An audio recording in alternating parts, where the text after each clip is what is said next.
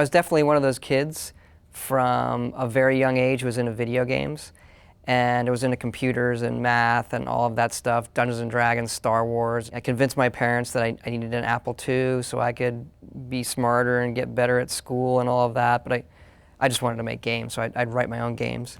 And very much into the PC stuff. Wizardry was probably the first, role-playing game on the Apple II computer that I remember going, oh, this is how it should be. But Ultima, I think Ultima 3 was soon after that for me, and that became much more of a real world. There are people I can go talk to, I can explore this landscape. And I think that kind of, Origin is still one of probably my favorite gaming company that has been, in that they created these games where you felt like you went to another world. And every time they did in Ultima, particularly from Ultima 3 to 7, it was a significant, like, we're going to reboot it. We're going to reboot the interface. We're going to do this. And it's still a similar game, and they follow a trajectory, but you could bake bread, and you could do this, and you could talk to all these people. That was this is what I want to do. This is the kind of games that I'd ultimately like to make, when you're sitting there younger dreaming. And the fact that we get to do it now is pretty, it's actually, you still want to pinch yourself. Like, people, we're so lucky that so many people buy this stuff, so we get to grow and do it bigger and better each time. I did major in finance in college. The excuse for that was it seemed like the easiest path to get through college. I went to William & Mary, great school, which I did not take advantage of. I would get out of class and go to the computer lab and install Wing Commander. And I would hope somebody was not at the computer I had installed it at earlier in the day, because it takes a while to install. And this was eating into my Wing Commander time.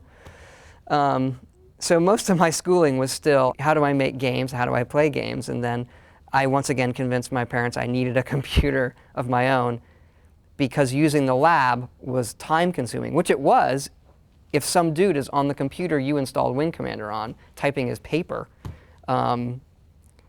And the computers just weren't good enough for playing Wing Commander, and didn't have the extra memory to see the hand on the screen. I did well in school and I got through it, but my looking off was always, I want to make games. I was very much a self-taught programmer, even in college, writing my own stuff. And one of the first games that I got from Bethesda was Wayne Gretzky Hockey 3.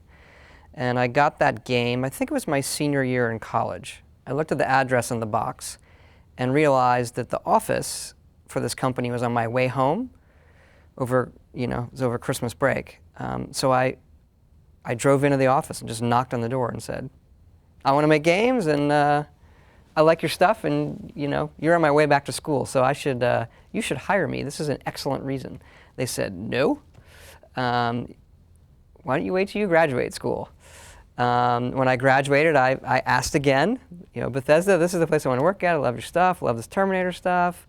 I hear you're going to start making a role-playing game. I said, we don't have anything right now. And I went and worked for a small company in Yorktown, Virginia, that made little games that got no notice. But I did get to go to these conventions. I got to go to CES and all this stuff and look at games. And when I would go to the Bethesda booth and remind them how great I thought they were and that they should hire me. And eventually they did. And so I started here in '94, pretty much right after I graduated from school. It wasn't long after, about a year, and have been here ever since. I have had a decent number of times when people will recognize me, or they're a fan, or they've played our games or seen me, and everybody is it's awesome whenever because you don't get it. I don't get it a lot, right? And when they do, it is really nice when someone says, hey, you're so-and-so, right? Yeah, I really enjoyed your game. Would you sign this? I mean, honestly, at the end of the day, who gets that, right? A couple I remember, I was going through San Fran Airport, and the TSA guy goes, you're in the chess club. It was in this video he did for Oblivion. I was like, what? He's like, Todd Howard, you're in the chess club. And then he checked me out. It's kind of a weird moment. One of the questions we get asked a lot of letters and stuff is, how do I get a job there? How do I get into video games? This is something I'm playing and I love it, and particularly now, more so than when I was growing up, because everybody plays video games. And fortunately, there are a lot of good colleges now that have courses in video game design, art. So you sort of have to decide what discipline you want to get into, whether that's programming, design, writing, those kind of things, level design, or art. And there are different schools for a lot of those things. Even if you go to one of those schools, the people that we tend to hire have done a ton on their own. That'll only take you so far. There are a lot of tools out there, including ours, where, go ahead. Most of our level designers here had to make a plugin that we played, even if they had some experience. Go ahead and make something that we could ship. Our tools are out. Make something that could have come out with Oblivion or Fallout. And it's a very easy way for us to see this person has it. On the art side, they'll have their school portfolios, and you can tell what those are going to look like, but then they have this thing they made on their own that is, wow.